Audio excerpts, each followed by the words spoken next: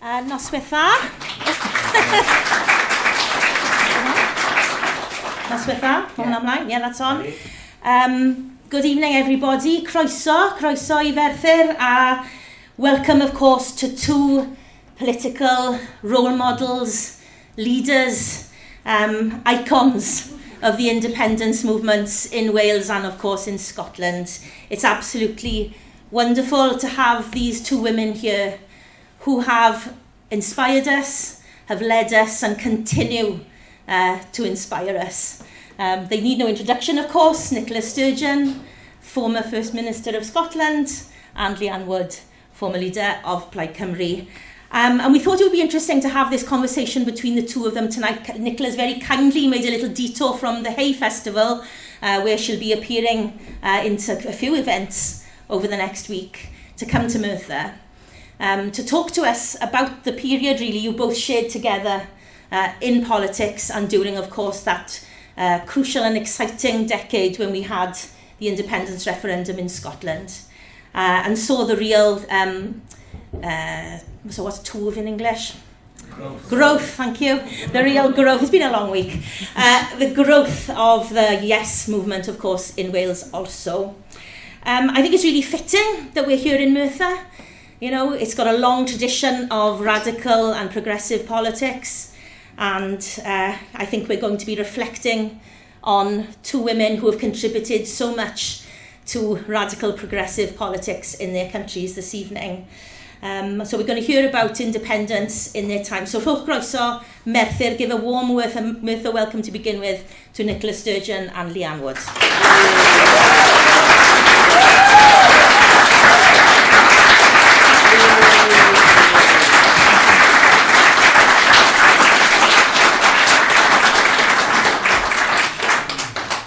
I think we should, we've just had the Dylan Thomas Prize, haven't we, recently awarded in my neck of the woods in Swansea, and he talks about beginning at the beginning. We're not going to go right back to your childhoods, but I would like to know, in the context of independence, do you remember the moment you first felt drawn towards the idea of independence? So perhaps Nicola first.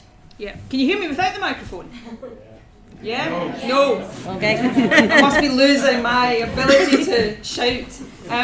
Firstly, before I answer that question, can I say thank you so much for inviting me here tonight. It's a real pleasure and privilege to be here amongst so many independence supporting friends here in Wales, and a fantastic pleasure for me to be back here sharing a platform again after a gap of a few years with Leanne. I often considered myself really fortunate that when I was leading the SNP in Scotland, the first woman to have done that, at the same time I was doing that, Leanne was leading Plaid Cymru, and I think we were able to give each other a bit of solidarity and support along the way. So Leanne, it's brilliant to be back here with you this evening. The first time I remember thinking that Scotland should be independent was probably during the miners' strike in 1984. I was 14 at the time, and that was really my first proper awakening and my first proper appreciation of how wrong it was that Scotland had a Tory government when Scotland didn't ever vote Tory, or hadn't voted Tory since I think the 1950s was the last time Scotland voted Tory. And that really intensified for me as I became more involved or more aware of what was happening around me. I joined the SNP in 1986, and that basically was it for me. I thought, how can it possibly be the case that Margaret Thatcher is able to inflict so much misery on the communities that I was growing up in, inflict so much misery on the people that I was growing up with, and yet we didn't vote for her. We didn't ever give her the mandate or the authority to do that. So that democratic deficit that certainly afflicted Scotland then, still does today, although the establishment of the Scottish Parliament has slightly closed it, that's what drove my support for independence. Over the years it became not just an inward-looking thing about Scotland's democracy, it became an internationalist and outward-looking belief as well, that Scotland might be a small country, like Wales is a relatively small country, but we can make a big impact on the world, and we can be a voice for peace and justice and solidarity across the world. So that's what drove my belief in independence, and no matter the ups and downs along the way, my belief in independence has never ever faltered and never will, because independence is the normal state of affairs. We are in this strange situation in Scotland and in Wales where it's almost treated sometimes as if we are arguing for something odd or strange or not quite natural. Independence is what other countries take for granted, and it's long past time that Scotland and Wales joined the family of independent nations.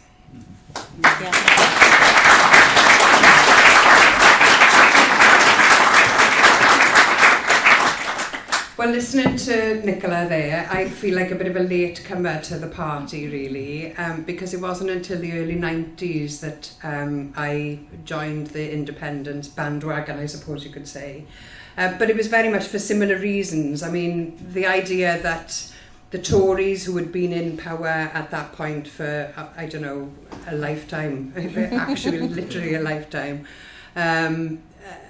could remain in power when nobody, until I went to university in 1990, I hadn't met a single person who had admitted voting Conservative, yet there they were, winning election after election all the time.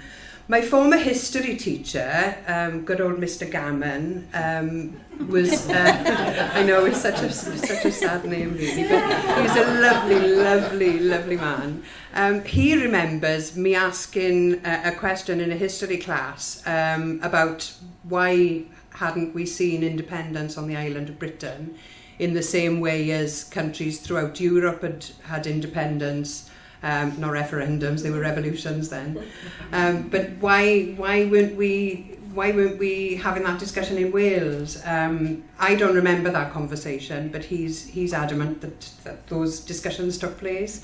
But it wasn't until 1991, on the day I joined the party actually, and Alan Cox is in this room somewhere, was on the Plaid Cymru stall in the Urddau Steddfod that came to Tonorefil in 1991, and I was looking for a political home. Things were, you know, we'd had the Tories in forever at that point, and it looked like it was never going to end, and I felt like I needed to do something about it. So I went to the Urddau Steddfod on my own. I just started learning Welsh, and I rocked up at the stall for Plaid Cymru, and Alan was there with some other young people. And we had a conversation about politics, you know, everything that was wrong and what the possible solutions could be. And that was the first time that independence was put to me as a concept. And I remember thinking, oh, that's a good idea. Because I was a socialist and I couldn't see how socialism could actually be implemented at a British level. But at a Welsh level, it makes a lot of sense. And so having that conversation just opened a door to thinking about different possibilities, and that was the beginning of a journey, to sound a bit cheesy, but from there, like you, Nicola, there are no doubts now. It's just the obvious place for us to go. And as things progress and as we see politics develop in the way that it has, it makes more sense now, doesn't it? So yeah, it's been a bit of a while, but a bit later than the miners' strike, I think, yeah.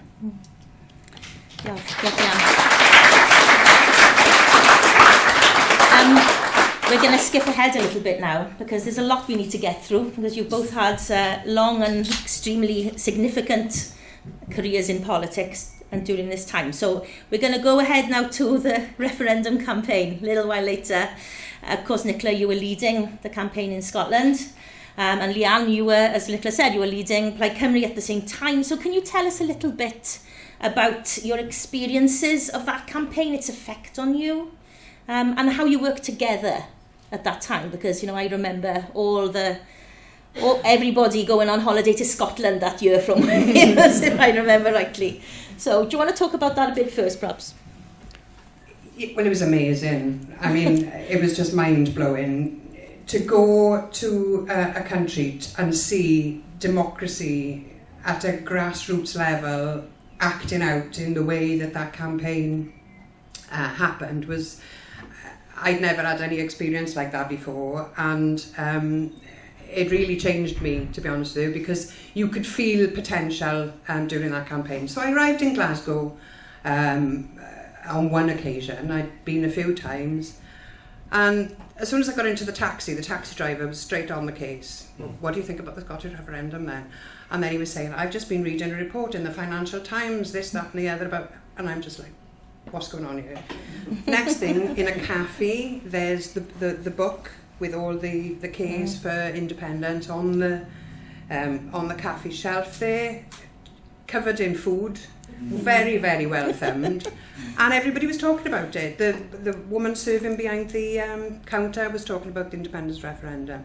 It just seemed that the cleaners in the hotel, it just seemed that everybody was talking about it, and they'd had this, because at that point it was the Commonwealth Games in Glasgow as well, and they'd had this campaign to get as many local people in Glasgow to welcome guests and visitors to the city. So they all had this like, welcome to Glasgow, and it was all just, it just seemed like you were walking into almost an unreal situation.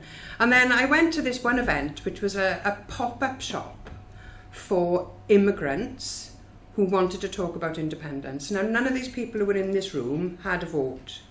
We were all asked to stand in a different place on the floor from the part of the world we were born. And people were from all over the world, and there was about 40 people in the room. And they all had really good, interesting questions to ask about what was going to happen to Scotland in the event of a yes vote or a no vote. Very intelligent questions. Even though none of them had a stake in it in that sense of having a vote, they had a big stake in it in terms of the country they were going to be living in afterwards, of course.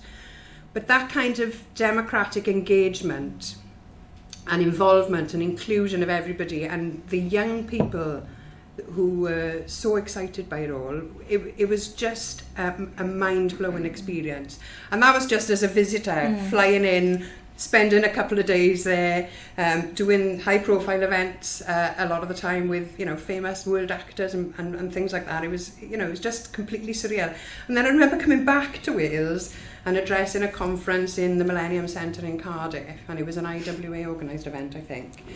You know, nothing wrong with the IWA, of course, at all, but the room was just so flat, and everybody in it felt really boring after I'd just come back from Scotland. And I almost wanted to, you know, shout at people, come on, you know, we can do things differently. It doesn't have to be like this, but we were just going through the same old motions in Wales. So it was a real contrast, a real difference. And yeah, it was one of the most exciting campaigns I've been involved in, really. I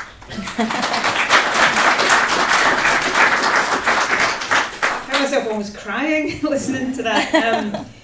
The referendum campaign was the most incredible, special, uplifting, exciting, exhilarating political experiences of my life. It was the most special political experience of my life, and it also obviously had the most heartbreaking of outcomes, and I'll come back to that later.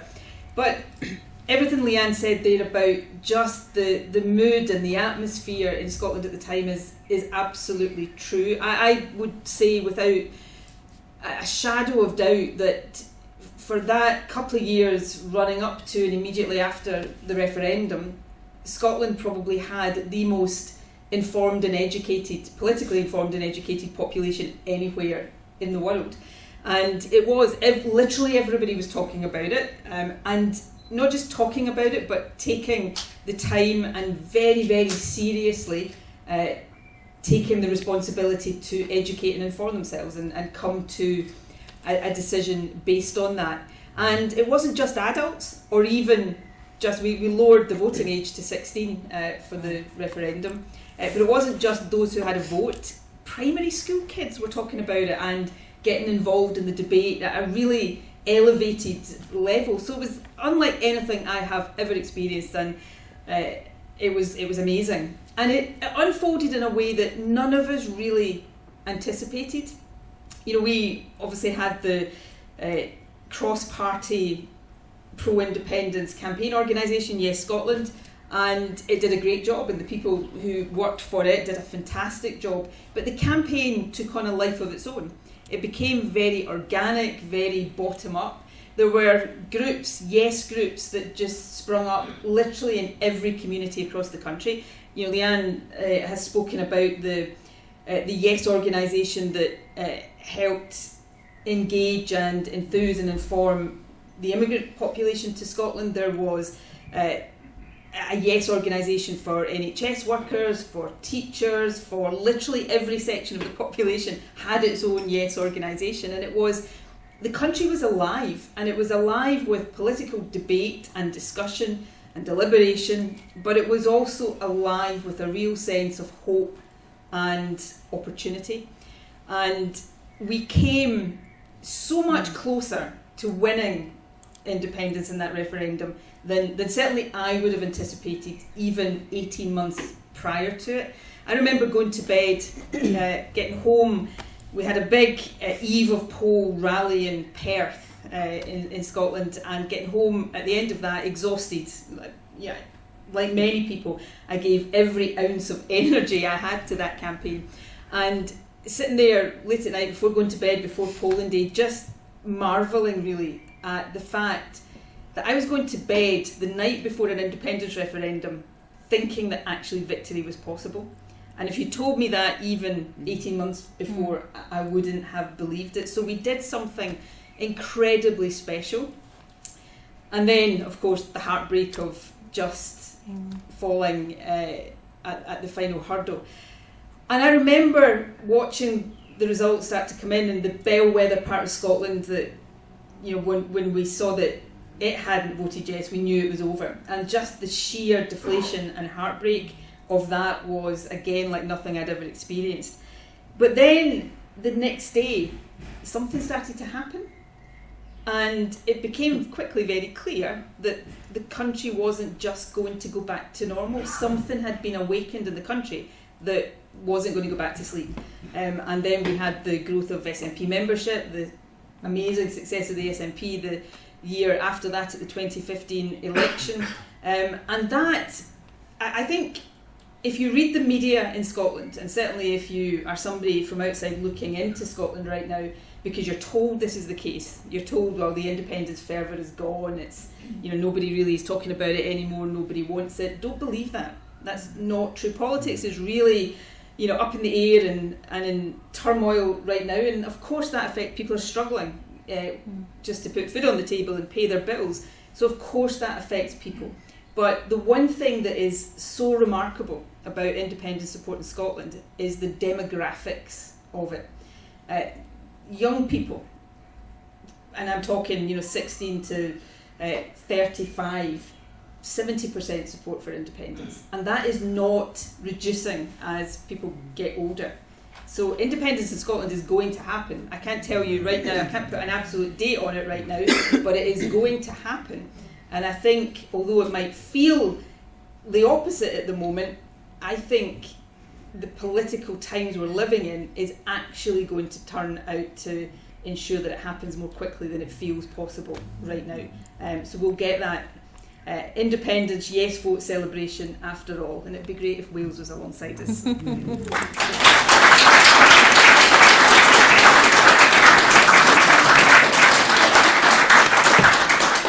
We all remember, don't we? We all remember the disappointment, because obviously we in Wales were looking very closely, and you know, many of us had been up campaigning and willing for it to happen, because we all knew as nationalists in Wales and also as independence supporters in Wales that it would be very significant for what happened in Wales. So I wonder, Leanne, if you could just talk a little bit about what impact the result of the Indie Ref had. You know, you were leader at the time, so how you were approaching things, Plaid Cymru's goals in Wales, I suppose. You know, did it embolden things or did it complicate things? Well, I think the campaign and the actual referendum was definitely an emboldening moment. The result was massively disappointing, but at the same time, we'd seen what was possible now, hadn't we? We'd had this campaign. We'd seen, it wasn't just me who'd gone to Scotland, hundreds of Plaid Cymru supporters were in all different parts of the country, and they'd all felt that same thing. So there was certainly a feeling of a sense that we could do this in Wales now, and I think it had felt pretty hard and difficult beforehand. So it did change things, but obviously the result being a no vote meant that the hope that we'd built up for Scotland and then thought that there might be a knock-on effect for Wales, it didn't happen, did it? And instead we ended up marching towards a Brexit referendum, which was the opposite of where we wanted to go, really. Were there, given that, was there ever a moment, perhaps before, as we saw that momentum build, and we saw those polls which were, tantalisingly close, weren't they, as we drew towards the end of the Indie-Ref campaign, was there ever a moment you considered pushing for a Welsh referendum on independence when you were leader of Plaid Cymru, as a party position? Constantly, yes.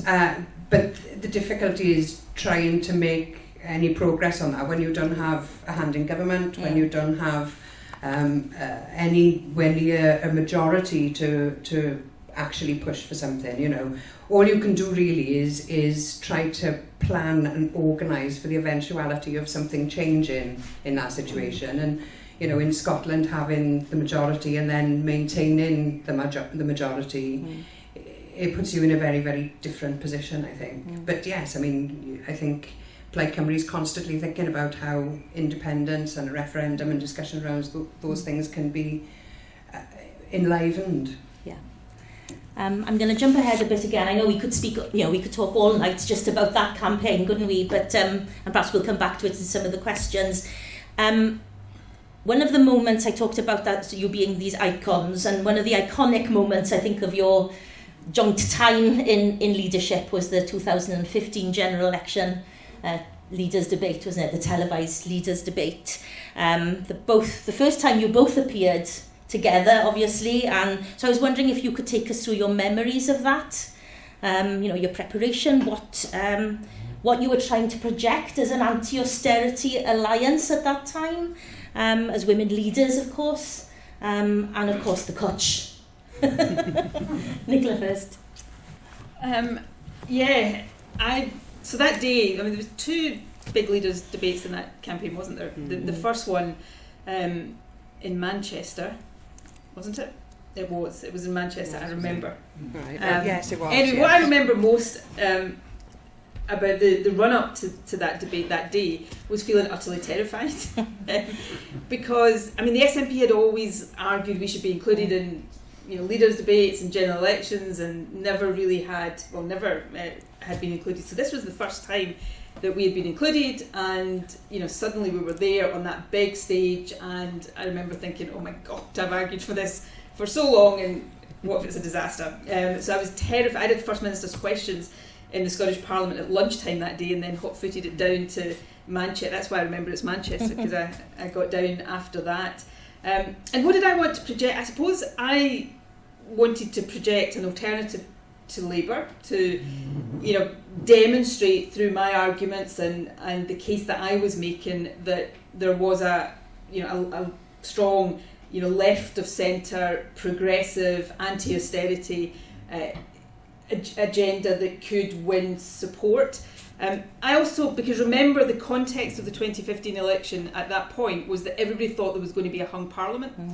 So potentially the polls were showing the SNP would be the kingmakers in that. So I wanted to also project to a UK-wide audience that we would be a progressive force for good, because I'm well aware that for a lot of voters in England, me and the party I represented were anathema, and there would have been and the Tories tried to exploit that by suggesting that we would be, sort of controlling Ed Miliband, perish the thought, if he had come out as the largest party. So I was trying to project, for people who are of progressive outlook in England, you don't have to fear me or us. Yeah, I support independence, but for as long as we're part of the Westminster system, we'll be there as force for good. So that was the objective.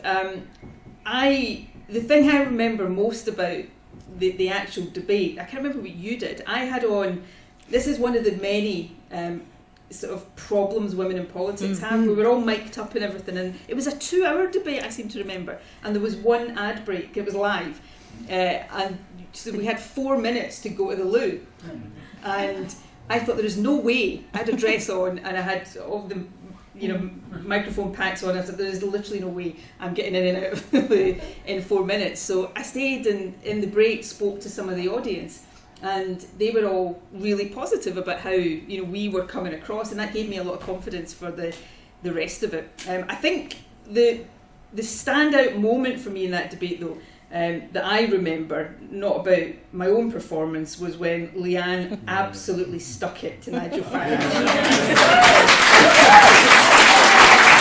That was a very, very special moment.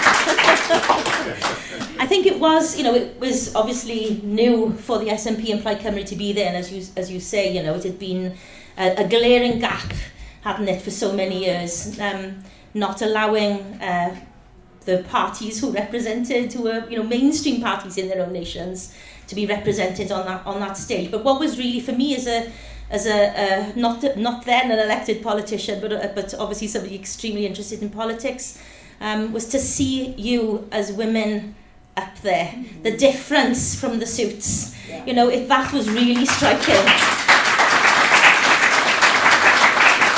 As well as the kind of politics that you were projecting also. So I wonder, and as I said in the introduction, that was an important moment. There are many of us who still remember that cwtch, who still think about that cwtch when we're in a low place. I wonder if you could just talk a little bit about the debate, and then also about that kind of alliance that we saw formed really in front of our eyes in that metaphoric cwtch and literal cwtch.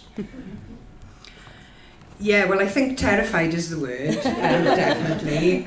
The pressure was huge, wasn't it? I mean, we'd both, our parties had not been represented in these debates before. A lot of work had gone in behind the scenes to try to make that happen.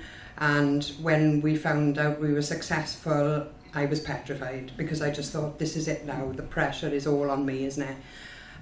But I got to say, the team that I had was just fantastic. We were role-playing. We had different people pretending to be Nicola and Farage. Who pretended to be me? I'm not going to disclose any, what goes on tour stays on tour. But we did put a lot of preparation work into it. And in the December beforehand, Nicola and myself and Natalie Bennett of the Greens had met in Westminster and launched our anti-austerity alliance. And we wanted to put the case, because Labour were just being so rubbish and going along with the Tory spending cuts and the austerity that had been imposed after the banking crash. They had no guts to stand up against it, and the whole premise was built on sand. I mean, George Osborne had no evidence for pushing that austerity agenda. So our case was really strong. And it was just fresh and new, and there was 3 women doing it, and the press in London seemed to be really interested. There were some fantastic questions and a bit of a momentum built around that. And so by the time we'd got to the TV debates, we 3 were quite clear on the arguments we were putting. And so we kind of were working together in those TV debates. And so at the end, when it had, none of us had messed up, and that was the big fear, we were, I think, all 3 of us were relieved, and the natural thing to do was just to have that cwtch, really. And but what is the Welsh word for a cuddle? Cwtch. That's great. I didn't know what you were talking about. Sorry. I just assumed everybody in the world knew what a cwtch was. Yes. We thought cwtch was international. Well, it will be one day. But yeah, but it was the reaction to it that I found very interesting. I mean, women were coming up to me on the street. I remember being in Ynysmôn, and a bus had stopped, and a bunch of pensioners had come off this bus, and they were all like, "Oh, you had a lovely cuddle between the three of you all. Oh, that was so sweet. And it was, just the reaction, because people weren't used to seeing people working together in politics. They weren't used to seeing women as leaders, and they weren't used to seeing that kind of cooperation and sensible arguments being put forward without trying to score points and do that thing that politicians all too often do. So I think it was a great experience in the end. But I think, it could have gone different, couldn't it? We could have messed up. So I'm very, very grateful that that didn't happen, really. Yeah.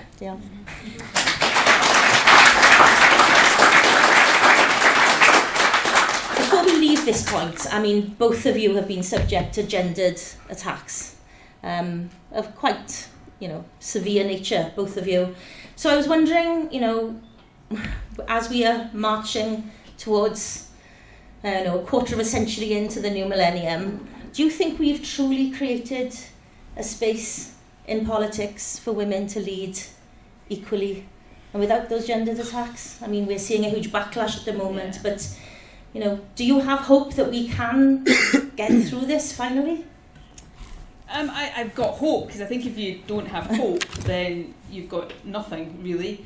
But I do think we're living in a really unpleasant, toxic time when women are suffering a backlash and a resurgence of really vile, sexist, misogynist abuse, and minorities are suffering that backlash as well. So we are at a moment in history when all the progress that I think we believed we had made over the past quarter of a century, and probably made the same mistake as every generation does of thinking the progress you've made is solid and irreversible. We're seeing that now potentially, and in some cases actually, in reverse. So some of these battles are going to have to be fought all over again. For women, there are more of us in politics now, which is good. Although, again, if I think of the Scottish Parliament now, I hope I'm wrong, but I really fear that there'll be fewer women in the next Scottish Parliament than currently sit in this one. So even just in pure numbers, I think we risk regression. But if I think back to my earlier days in politics, and it wasn't easy being a woman then, absolutely not easy. But in some respects, it is harder today. When I was growing up in politics, we didn't have social media. Yeah. So the abuse that can very, very directly get to people now, I think is particularly tough for women. And of course, it's not just on social media, it's not just at the fringes that we now see really misogynistic abuse hurled at women. It's coming from really senior people who lead countries and governments, President of the United States. So it's becoming legitimised and institutionalised and accepted. So I think we, not just for women's rights, but on a whole range of things, I think we're at a really fragile and worrying moment in history. And one of the things that worries me is that in these moments, and it's understandable to some extent, people want to keep their heads down, because if you put your head above the parapet, you'll get, attacked and abused.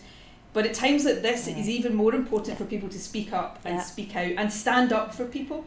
The other thing about people keeping their heads down is that if one politician is under horrible attack for something unjustified, instead of rallying around them, people tend to shy away for fear that it might be them next. This is a moment for all of us to stand up for what we believe in, to show each other solidarity.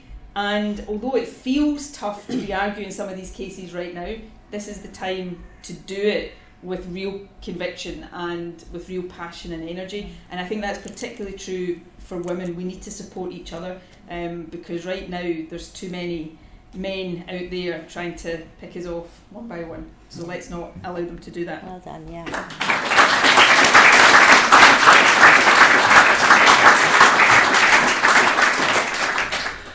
I don't even know where I can start with this one, really.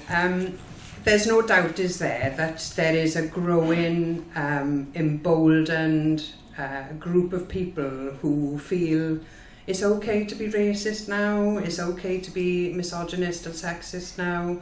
I mean, the debate on trans rights has just been appalling. You know, the idea that we could have had that discussion 5 years ago, 10 years ago, it just wouldn't have happened. So you can see by the way those debates and the way in which minorities are increasingly up for debate shows that there's been a shift. And yes, there's growing misogyny, and yes, it's directed at women in politics, and that's being exacerbated by social media. But it's going on at multi-levels right throughout our society, and I think it's to do with the rise of the far right globally, and it's playing out in these ways. And, you know, as Nicola said, we've got to take a stand against it, because if we just stay silent and we allow that minority to be persecuted and picked off, then we all know how the poem goes, don't we? First they came for the socialists. And so we've got to keep the memory of what happened in the past alive, and be very alert to how othering people and picking off minorities, where that can end up. It can end up in a very dark and dangerous place, and we only got to look to the United States to see how far along the road they are there. And there are political forces that want us to go the same way here. And we've got to do whatever we can to stop them, because if they get their way, we're in real deep trouble.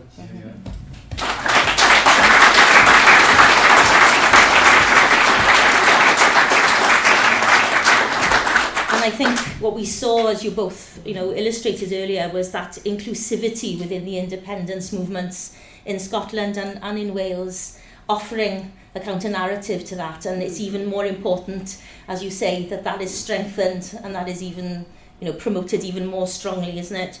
I'm going to take you to another unpleasant topic, I'm afraid, but of course Brexit is back on everybody's lips again suddenly, isn't it? I'm hearing these debates on the radio that, you know, you feel like you've gone back in some kind of time machine. We're certainly hearing them in the Senedd. It's been quite strange this week. All the familiar arguments, all the familiar divisions. So just wanting to get your views on, you know, do you think that Brexit and all the stuff all the sort of hangovers that's happened ever since 2016 and is still playing out today, has it made the case for independence stronger or more complicated, do you think? And I know the positions obviously in Wales and Scotland are slightly different, aren't they, because of the result of the vote? So actually both would be my answer to that. In Scotland's case, it made the argument for independence immeasurably stronger. We voted against Brexit by, you know, a very, very significant margin, and yet we are out of the European Union, totally against our will.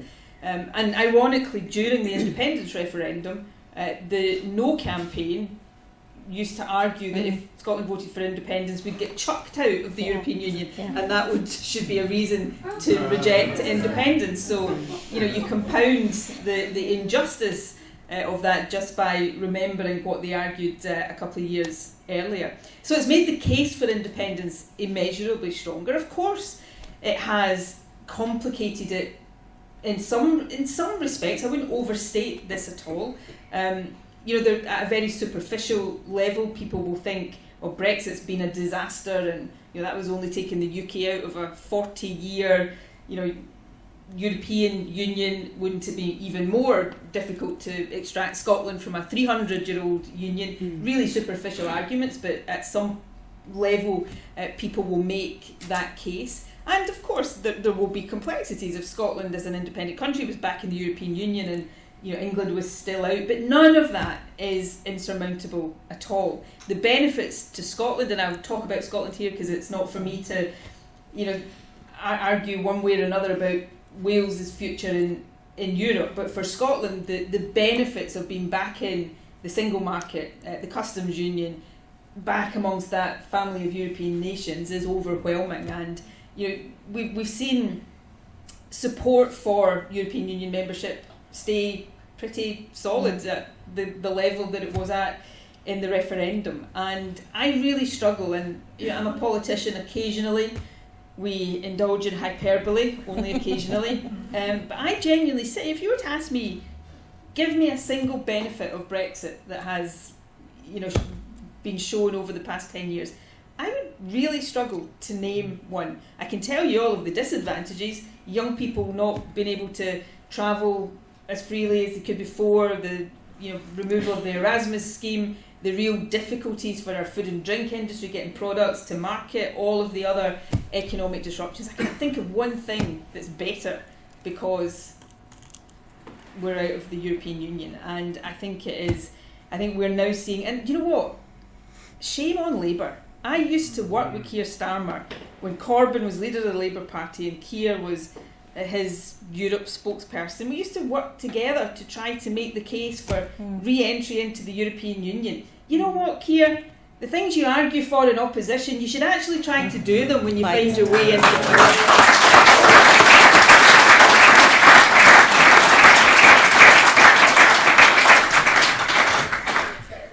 I think leaving the European Union has been an absolute disaster, and that's panned out now, hasn't it? And people more and more have seen that.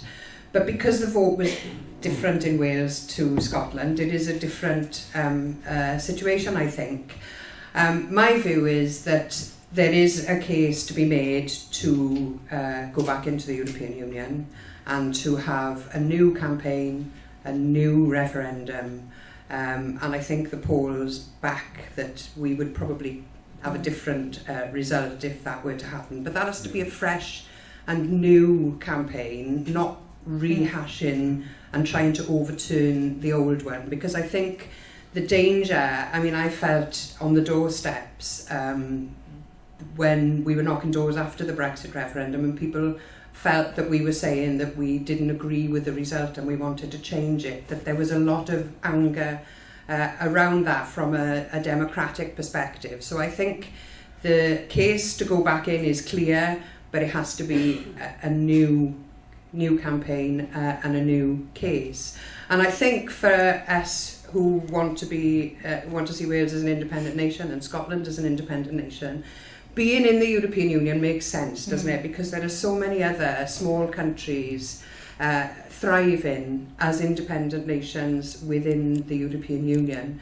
So being outside of that it makes that vision more difficult to paint, and it makes the sense of it more difficult for people to see, I think. So our constitution in Plaid Cymru commits Wales to being an independent country within Europe. So we still have that vision for Wales playing its part with other European nations. And it could be in the future that we're part of a different form of European alliance. Now, wouldn't it be amazing to think, I had this idea a few years ago of like a banana throughout Europe, from Iceland through to Scandinavia, Denmark, and then coming into the Celtic countries with the Basque Country and Catalonia, all working together as small, stateless nations, small nations that want to do society differently. There's a lot of commonalities between those countries, and so that could be a different form of alliance in the future if the European Union doesn't end up being an alliance that we want to go into. So there are other options, and I certainly think aligning and working closer with countries like Scotland, Ireland, Basque Country, Catalonia, and the Scandinavian countries, we could do a lot with that, because we're all quite small. We've all got similar kinds of ways of looking at the world, and I think that could be an interesting, quirky, something a bit different, and maybe it would be an alliance that would bring the people who voted for Brexit along with us as well.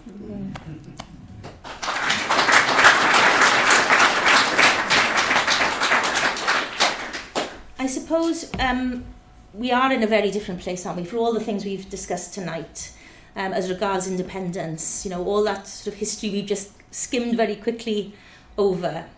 But we now, as you have both mentioned, we are seeing the rise of the far right and the turmoil that you alluded to, Nicola, in politics, the polarisation of views, the deep divisions and anger bitterness that we are seeing. Really, I think a lot of it to do with the fact that people feel that politics just hasn't worked for them, and that they, we've seen something similar in the US.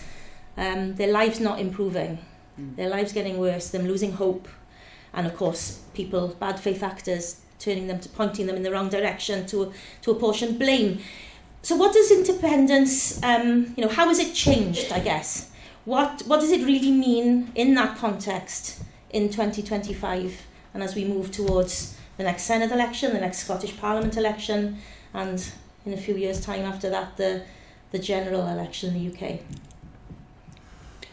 For me, the presence and the growth of the far right strengthens the case for us to be able to build up as much resilience as we possibly can in Wales, because if those actors do get power in Wales, we'll see the end of Welsh democracy, we'll see the end of the NHS, we'll see the end of our Senedd, and it'll be a roll back on so many of the things that we've fought for and won over time. So how can we protect ourselves against that? Well, through independence. If we're an independent country, we're very difficult to abolish. Yeah. So for me, if we want to make a case for defending minorities, for standing up for the underdog like we always have, then we've got a really good chance of being able to do that and protecting Welsh people against that if we've got a strong constitutional position. So, and I think the other thing is as well is for independence as a vision, from my perspective, it means everybody being included and all of our communities raising their levels.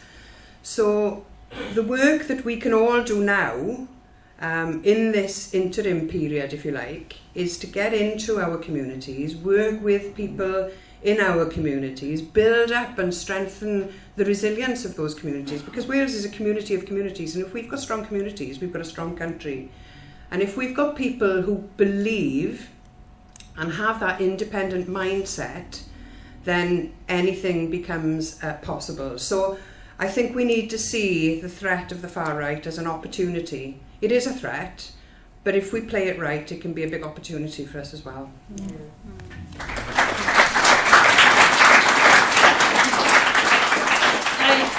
I really agree with all of that. Leanne said something there, though, that really struck me. If you're an independent nation, you can't be abolished. And I think that is a really important point, because if I think back 10, 15 years, people, some of my fellow Scottish nationalists would say, wow, the Tories will one day abolish the Scottish Parliament, and I would always say, don't be ridiculous. No, they won't. That's never going to happen. Do you know what? Now, would I sit here and say 100% that the existence of the Scottish Parliament will not come under threat?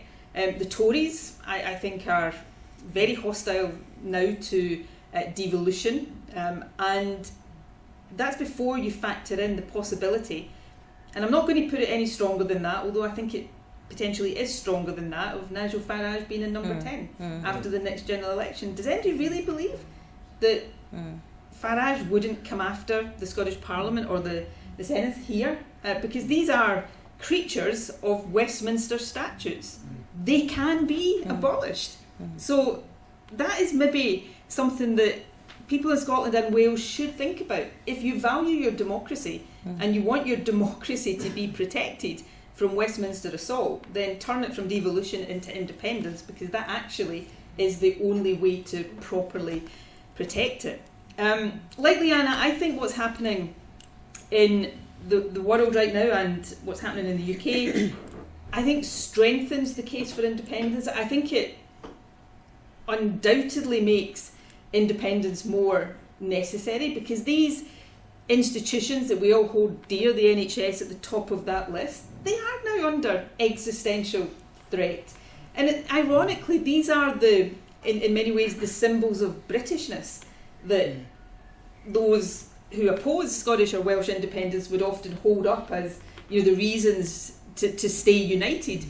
it's the UK that now poses the threat to these things that the NHS, the welfare state, is being dismantled before our very eyes. And that's happened with a Tory government, and shame on them again, it's now happening with a Labour government.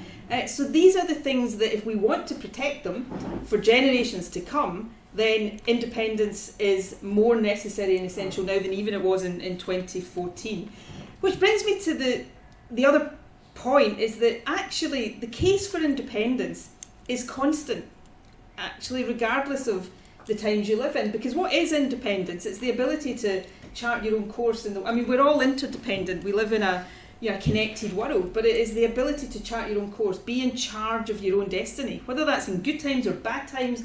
Nobody is going to better determine the future of any country than the people who live in and have the biggest stake in that country. And that is the essence of independence. And when the world is seeming as dark and dangerous as it is right now, then all the more important to actually have your own, your hands on the steering wheel as much as possible in your own country.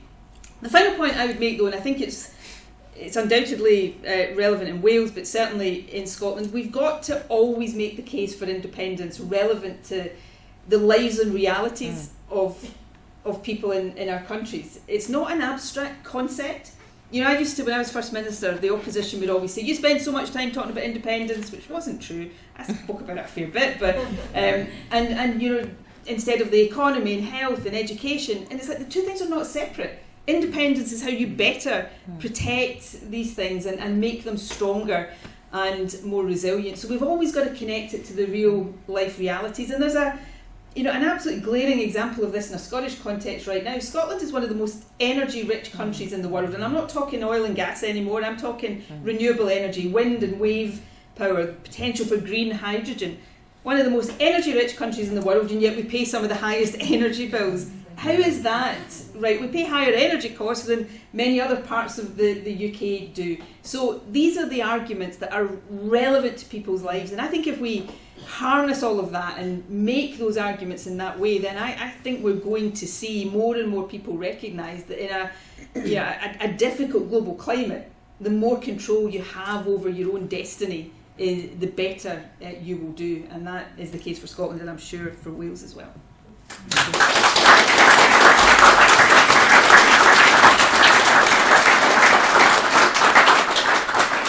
We're drawing to a close now, so if you'd like to have a think of some questions that you'd like to ask. I, of course, Nicola, in light of everything that you've experienced recently, there's been some painful times, hasn't there, politically.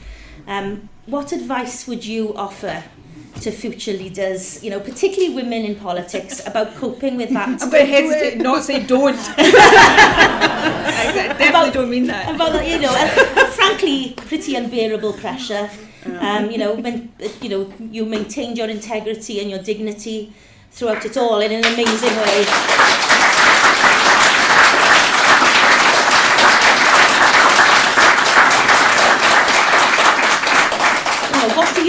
What do you hope that people will understand really about the challenges of political life and political leadership, especially for a woman leader at the level that you've been in UK politics? Take me all night to answer the question properly. The one thing I've learned in the last couple of years is what doesn't kill you does make you stronger, and I think that's quite a good principle to hold on to whenever you're going through any adversity in life. I'm a stronger, actually, bizarrely happier person than I was a couple of years ago. So, it's really hard when you're in the midst of something really difficult to understand that, but I can tell you that now looking back on it, and I think it's important always to have that in your head when you're going through a tough time for whatever reason. There is no doubt, and you might say I'm a bit subjective here, as Leanne is, because we are women who have been leaders, but I think I can say it objectively. It is a lot bloody tougher to be a woman leader than it is to be a male leader, because you are treated differently, you are held to different standards, you're judged differently. You're judged on how you look and what you wear and the tone of your voice things that men aren't. You're not given the respect. Men will be given respect until they prove that they're idiots. Women have got to prove their genius. Not all men are idiots, incidentally. Can I say that? Not all men are idiots. Some men are idiots. Some women are idiots. I'm digging a major hole for myself. But as a woman, you have to prove yourself time and time and time again. You can be a undisputed expert in your field, and some man somewhere will still mansplain your specialty to you, so you're treated differently. And there is also a sense, and my predecessor Alex Salmond and the difficulties we had and everything, there is a sense that when a man is accused of something, a lot of people will look for the woman to blame rather than, so that is just the reality. What would my advice be to women starting out now? Go into it with your eyes open, because it is tough sometimes. It's tough a lot of the time, but don't shy away from it. Find people that will support you and people that you can support. Men have got networks that have existed for generations. Women, we have to build our own networks and our own support structures. And sometimes, and I say this really regretfully, sometimes we are, women I'm talking about here, we can be each other's worst enemies sometimes, because we can be each other's biggest critics. And that's sometimes justified, but we've got to learn to support each other more. My final piece of advice to any young person, male or female, starting out in politics now is don't become a prisoner of social media. Use it to the extent it's useful, but don't live your lives on social media, and don't think that social media actually reflects real life. Get out and chat doors and talk to people on the streets, and understand that people are not as they appear to be in the deepest, darkest recesses of social media. But we live in a time where the easiest thing for anybody to do, and I say this as somebody who's about to depart frontline politics, the easiest thing to do is to leave the field, because it is tough and it feels really unpleasant at times. But you know what, if all the good people leave the scene, we just free it up for the bad people, and there's too many of them in positions of power right now. So it's when things are as tough as they are just now that we need people who are in politics for the right reasons, who will make mistakes and who will have positions you don't agree with on some things or whatever, but we need people who see politics as a force for good, a force to lift everybody up and bring people together. We need people like that in politics more than ever. So if you're thinking about it, please do it. Yes, it's tough, but I've also had the biggest privileges of my life through my career in politics, and I will never, ever, ever regret a single day of it.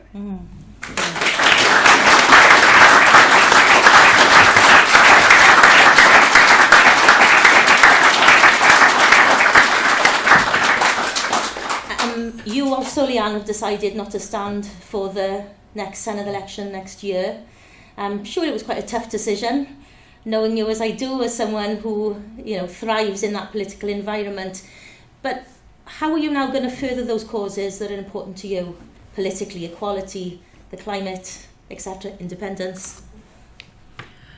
I think it was Tony Benn who said, wasn't it, when he stood down from politics, that he was doing it to get more involved in politics. So I very much see my future role in politics as just a different one to the one I've held in the past, really, I suppose. I feel like I've done what I can within the institution of the Senedd to further the things that are important to me, and I'm not sure I can take things much further there now.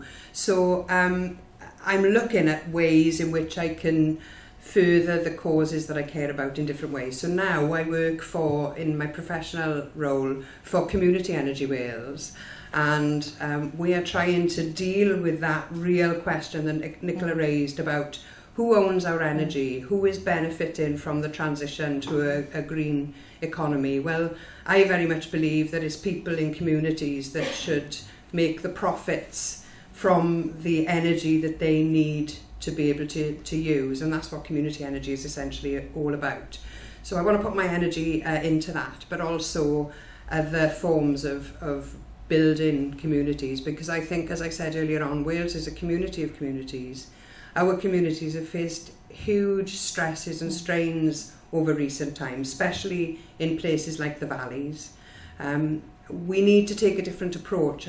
The old failed extractive economic model has been a disaster for us. It's just taken wealth out and left poverty behind. So unless we want to break that, then we're going to have to do something very different at that very local level. And I think what you said about social media is spot on. People need to get together and do things together and come together and take risks together, because the danger is that people are spending more time on screens, more time at home, loneliness is on the increase, and our communities are going to break down. So I feel like I've got a role that I can play in that, and I very much hope that the new Senedd members that we have, and hopefully there will be a hefty number of them from Plaid Cymru, will be able to help all pull in the same direction of building our communities so that we've got resilience to face what's ahead of us.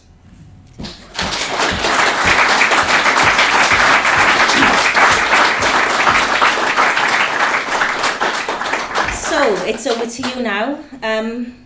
We've got about a quarter of an hour for questions. So as Phil said at the start, I know many of you in this room like giving speeches, but let's not have speeches, let's have concise, relevant questions. Right, at the back there. Hold on a second, can you just, do you want to come just a little bit to the front so we can make sure we hear you? With support for Welsh independence of 41%, which is currently 6% higher than the record support for Plaid Cymru, do you feel that Plaid Cymru's decision to not offer independence referendum in their first term, should they be the leading party, is a small c conservative standpoint rather than the radical confident vision that we need for independent Wales, which gives those who are disenfranchised a true alternative to the blame and hate culture of reform? Yeah. Yeah.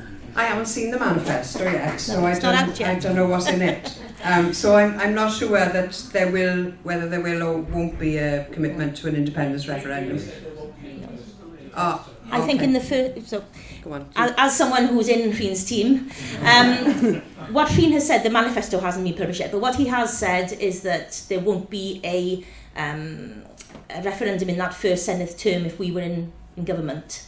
So that's the question, I suppose. I mean, I suppose really for you, obviously you're not here to talk about the Rhyn's and the Plaid Cymru's policies, but you can talk about, I think, perhaps the importance of timing of the referendum and your thoughts about, what Rhyn said about that, I suppose. I'm sorry I missed that statement. I wasn't aware that statement had been made. So I'm guessing that this is down to practical reasons, because it's very difficult under the new system for Plaid Cymru to be a party with an overall majority. So in cooperation with another party, unless the Greens get enough, then getting that over the line is probably difficult. So I'm assuming it's for pragmatic reasons, but I don't know the thinking behind it, and I haven't, like I said, I don't know what the manifesto wording is going to be, so it's quite difficult to answer that question. For pragmatic reasons, there would be no reason to say they're moving out, because they're not going to get through anyway. So there's got to be a different reason rather than pragmatic reasons, because it's unlikely they'll have a majority. So they won't be able to enforce it anyway. So that seems to make that not the reason possibly for discussion. It's impossible to try and second guess this, to be honest. It's about the timing, I think, isn't it? It's about that building that consensus and support to be able to get a policy over the line. I'm in the happy position of not having to answer for Plaid Cymru policy and actually no longer having to answer for SNP policy either. It's the beauty of being a former leader. But I wanted just to say this one thing, and this is not meant to give any opinion on when there should be a referendum in Wales. But just to remind you, the Scottish independence referendum happened halfway through the SNP's second term in government. So there's just a wee statement of fact. Yeah. Another question. Yeah. What advice would you give us then, Nicola, of how we should regard independence from Plaid Cymru? The SNP have never, have they, embraced Westminster like Plaid Cymru has. Lordships to Wigley and etc. and David Ellis Thomas. And yet, you never did, the SNP never embraced Westminster like that. What advice would you give Plaid Cymru? I'm not here to give Plaid Cymru advice. It doesn't need advice from me. I'll speak for the SNP, or I'll speak about the SNP. We were, until the general election last year, we were the third biggest party in Westminster in the House of Commons, so we have opted to pursue our case by standing at Westminster elections and getting MPs elected. I can't wait for the day when we don't have MPs in the House of Commons, but as long as Westminster still holds sway over Scotland, it's really important that there are strong Scottish voices in Westminster trying to argue Scotland's corner. You're right, the SNP has a long-standing policy that I don't think will ever change, that we don't appoint to the House of Lords. And there are some people in the SNP who think that's the wrong policy, because for the same logic, if you have the House of Lords part of the legislature that is passing laws that cover Scotland, then we should have voices in there. I just, for me, it's quite a visceral thing. I don't believe in unelected people who are unelected legislators. I believe that people who pass laws should be elected and accountable. So we have that policy, which differs, I know, from Plaid Cymru. But different parties have to make their decisions and make their choices. And I think Plaid Cymru does a fantastic job in Wales. If I lived in Wales, I would be not just a voter of Plaid Cymru, I'd be an activist, and who knows, maybe even standing for them. Wouldn't that be great? but Plaid Cymru is not the SNP, and the SNP is not Plaid Cymru. We have to take our own decisions, and that's always been the case. Yeah, I think we can agree that the figures like Mary Black and Stephen Flynn currently, have done so much with the platform they've been given. Similarly with our MPs who punch so much above their weight. I mean, we even saw with Liz Saville-Roberts, didn't we, last week, making those headlines, drawing attention to Keir Starmer's, thin-skinnedness, because he is, as she said, like somebody in the wind with his values. Do you want to give a brief comment on that, Leanne? Yeah, I agree that we shouldn't send people to the House of Lords, and for the reasons that Nicola gave. It's an unelected institution, we're against it. We want to have democracy, don't we? But the democracy in this question is related to the decision that was taken by Plaid Cymru members on this question. The party members decided to send people to the House of Lords, and so our case needed to be stronger, I would say. We lost that one. Thank you. One more question? Yeah, over here. Yeah, Yeti. Yeah, Nathan. So the far right and the right have really exploited having simple answers to complex solutions, isn't it? They just do that. Or lies. Lies, yeah, of course. And as a Green councillor in Talbot, where the steelworks is, they have exploited that big time. I call it Amazon answers, click there 1 minute, and it's simple, there's no fact checking. How are we going to make our answer simple to the people so that we can have our own Amazon answers and combat their lies? Leanne, do you want to go first? I think that's very difficult, because I think things are often nuanced and there are very rarely easy, simple answers to complex, difficult problems. Otherwise they'd have been solved by now, wouldn't they? So I think this is the challenge that we face. We're debating people who tell lies, people who are not interested in policies, people who are more interested in stoking up fear and pressing the emotion buttons in people. And if you want to do that, and that's your interest, then it doesn't, you can say the simplest, easiest things that will achieve those outcomes. But I think we need to be honest in politics, and we need to have integrity in politics. And I think when we do explain our ideas for solutions to people, we have to explain that nuance and the fors and against, and everything's balanced, isn't it? Nothing is clear, black and white. Everything has to be weighed up, and they don't do that.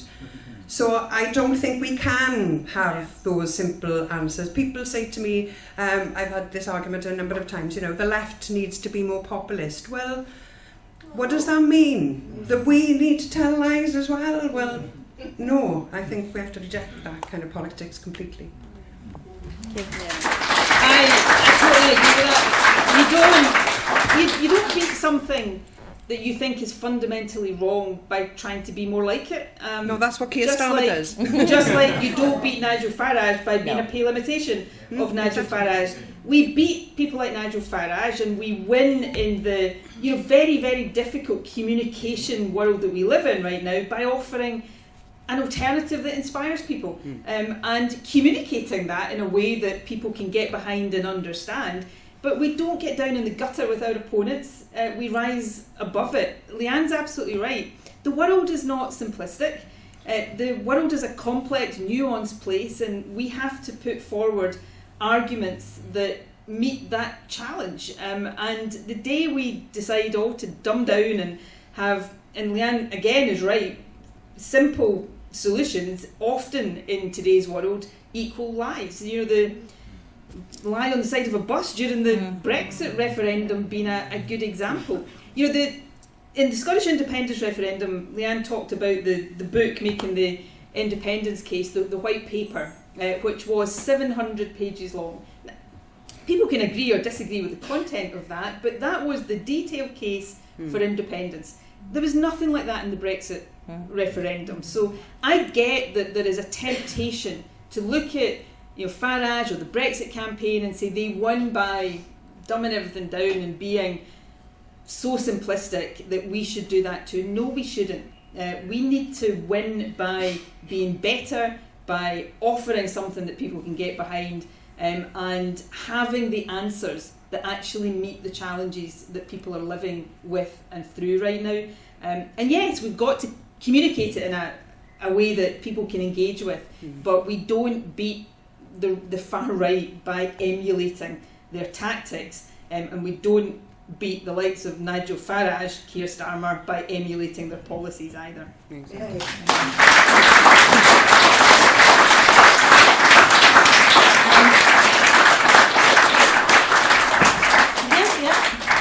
Hello, okay. I'm just wondering if you could sort of think back to your early career and how you dealt with some early knockbacks, please. Okay, so the question for those who didn't hear, to look back to your early career and how you dealt with early knockbacks. Nicola? You learn from them and you use them to make you better at what you do. I lost one, two, three, 4 parliamentary elections before I won my constituency, and each one of these defeats helped me ultimately win because they made me a better campaigner. They led my constituency to strengthen our organisation and our campaigning abilities. So you've got to use these in an SNP sense. One of my worries is that there's a whole generation of people in the SNP right now who literally don't know what it's like to lose. Now that's great, I love the fact that they don't, and I don't want them to suddenly start learning, but there is a sense that you learn to win by losing and understanding what you need to do to get better. So what I would say to anybody in politics is losing's horrible. It really is. You hate it and it's not a nice feeling, but see it as something that you can then use to one day win. And if you can get to winning without losing, I'm not saying you should try it, but don't get downhearted by the knocks along the way. Try to galvanise yourself through them.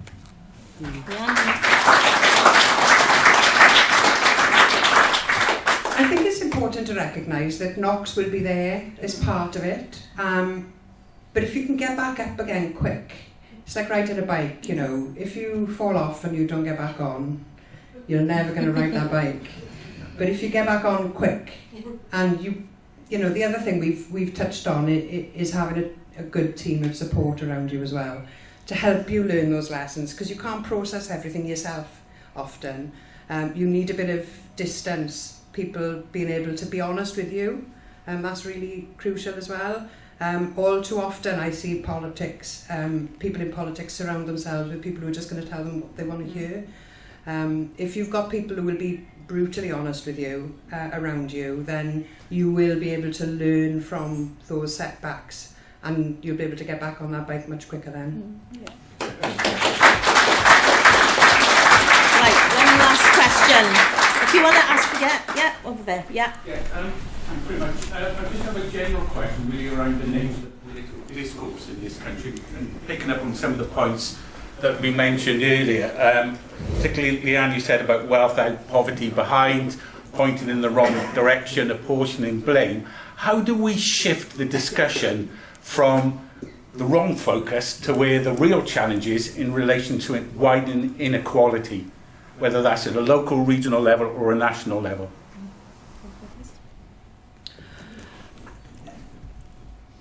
That's a tough one, because the Overton window in politics has shifted so far away from the equalities agenda. All the discussion around, walking away from basic human rights, the attacks on people who are on benefits, that's been going on for 20 odd years now, and it's getting more and more severe.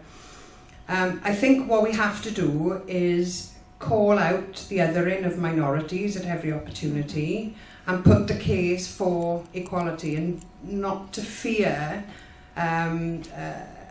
There's a general attack, isn't there, on those of us who see ourselves as on the left of politics, that we are somehow weirdos now. It's the loony left, it's the whatever we're described as Marxists and this, that and the other. I mean, it's just bizarre, really, that positions we've held and were normal in the 80s and 90s are now seen as weird in some way.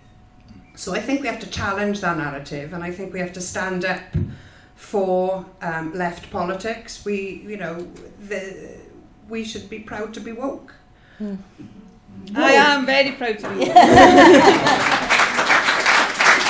It's just being awake to the inequalities and being prepared to stand up against them, isn't it? And we can't be cowed by the attacks that come against the equalities agenda. We have to stand as firm as we can, and we have to grow our number, because we're not loud enough at the moment. And just to add to that, how crucial is that to the independence movement? I think it's crucial to humanity, not just the independence movement. The biggest con trick the powerful, wealthy establishment in this country and across much of the world has pulled off is making, the working class man think that his problems are caused by his working class female neighbour, or the immigrant who lives down the road from them, or the gay person that lives across the street.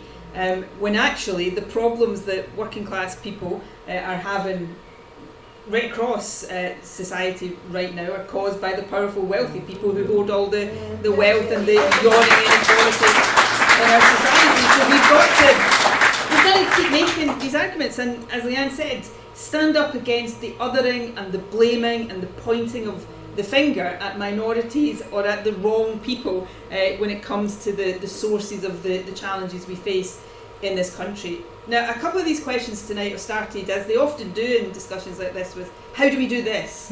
And sometimes, there is no magic answer to that, and there's no easy or shorthand way of getting from here to there.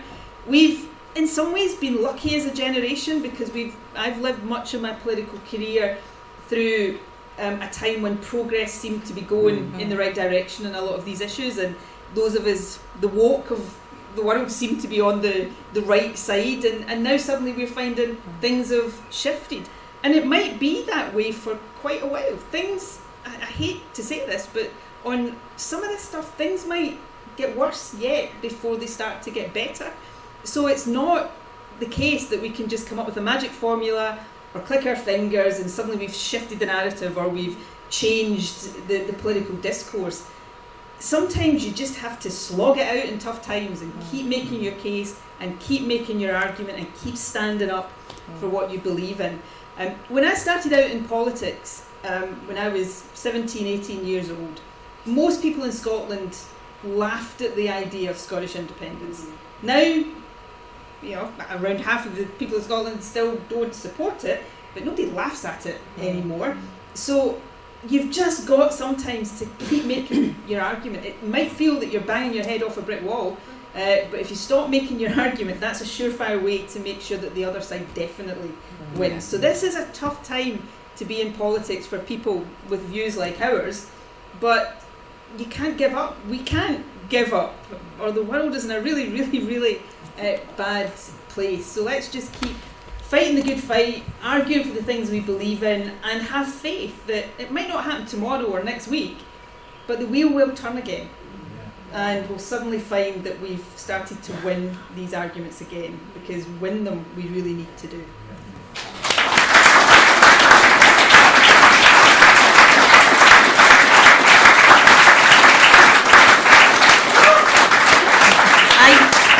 I think that's a good place to end.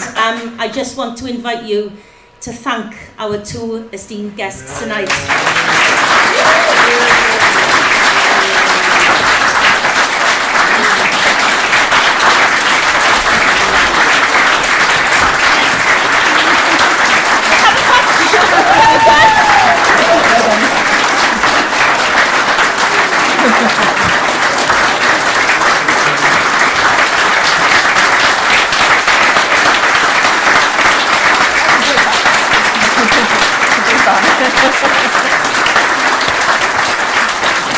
Thank you so much. And before you disappear, you can sit down, no? We've had a fantastic evening. I'm sure you'll all agree. It's been really engaging. It's been a wonderful discussion and debate. And we've heard and learned a lot more, I think, now about how essential independence is. You know, independence is normal. Dependence is abnormal. Now, a lot of us in this room already know this, and we're already members of YesCymru. So for anyone here tonight who isn't a member, please join. It's very, very simple. Just go online, yes.cymru/join. It's as simple as that. Thank you very much. It's been a pleasure to have you.